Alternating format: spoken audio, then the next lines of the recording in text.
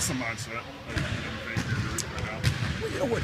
I don't know. I know what my mindset is. If I could be a mind reader, it would certainly help me in my profession.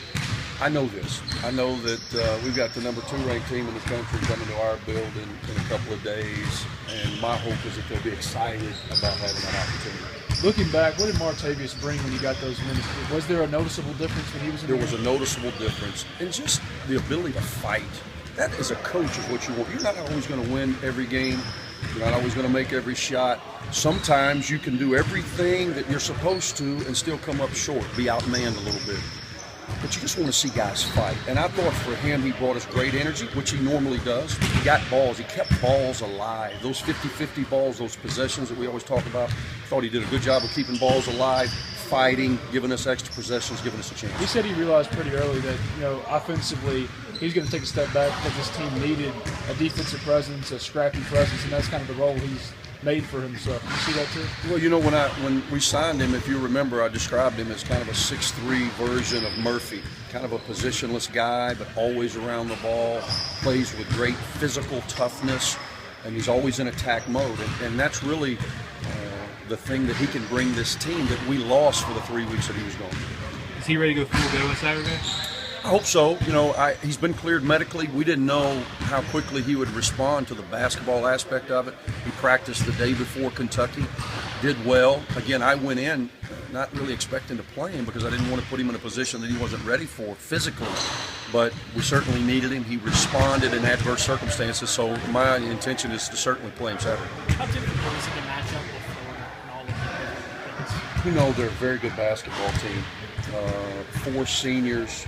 They're better collectively than they are when you start breaking them down individually. That's not a slight on them individually, but they are truly the consummate team. I think it's Billy's best job that I've been a part of the league for 8 years, and one of those was a national championship team. I think he's maximized this group. They've developed guys that were quote-unquote role players in the past into all-league type players. I've been really, really impressed with them as a team. We're going to have to play an A game to give ourselves a chance from an effort standpoint, from an efficiency standpoint, and we've got to make sure that we take the right approach to have a chance to beat a team of their caliber. Obviously, Andy, Auburn almost won against them. Are they vulnerable somewhere, or was that just Auburn's perfect game? I thought Auburn played extremely well, made shots. Anytime you can shoot the ball at about a 50% clip, I think Auburn was over 50% from 3. Held their own in a number of different areas, which gave themselves a chance down the stretch. Florida, it was not their best game. I think Billy admitted that, and yet they still found a way to win, and that's what good teams do. Role definition-wise, is this team comparable to those championship teams that were so good for so long? Different. Those championship teams had lottery picks on them. Joakim Noah's an NBA All-Star, Al Horford's an NBA All-Star, Corey Brewer's an NBA starter. I'm not saying that these kids don't have futures in basketball, but it's a different dynamic from a size and strength standpoint. I think Scotty Wilbekin has to be in consideration for Player of the Year in our league. I think he's certainly the most valuable player for what he brings their unit. Casey Prather is having a terrific year, going from a guy that was a 5, 10, 15-minute-a-game guy to a guy that's leading them in scoring. And then Patrick Young, it seems like he's been there 25 years. He's certainly been in the weight room about those 25. He's a big, strong guy whose game has developed. He's developed a low-post scoring ability that he didn't have in the past. He's always been very, very physically imposing. So I just think they have a consummate team. Florida taking even another step as a perimeter defender. I think he's a terrific on-ball defender. Our anticipation would be that he's going to guard Marshall off the ball. He's very, very good at fighting through screens, reading defenses. The thing that I think has improved is his ability to make plays with the ball.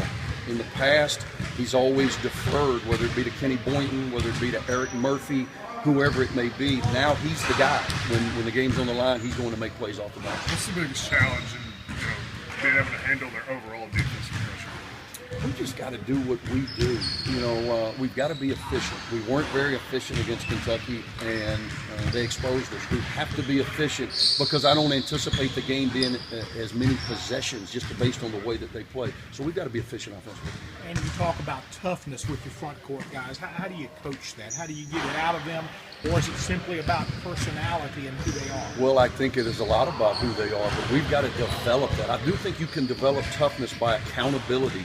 And by continuing to be consistent in your approach, and my hope, some of the things that we're dealing with is youth and experience, not an understanding. And my hope is that we continue to pile up these lessons, these games, that they'll grow from that.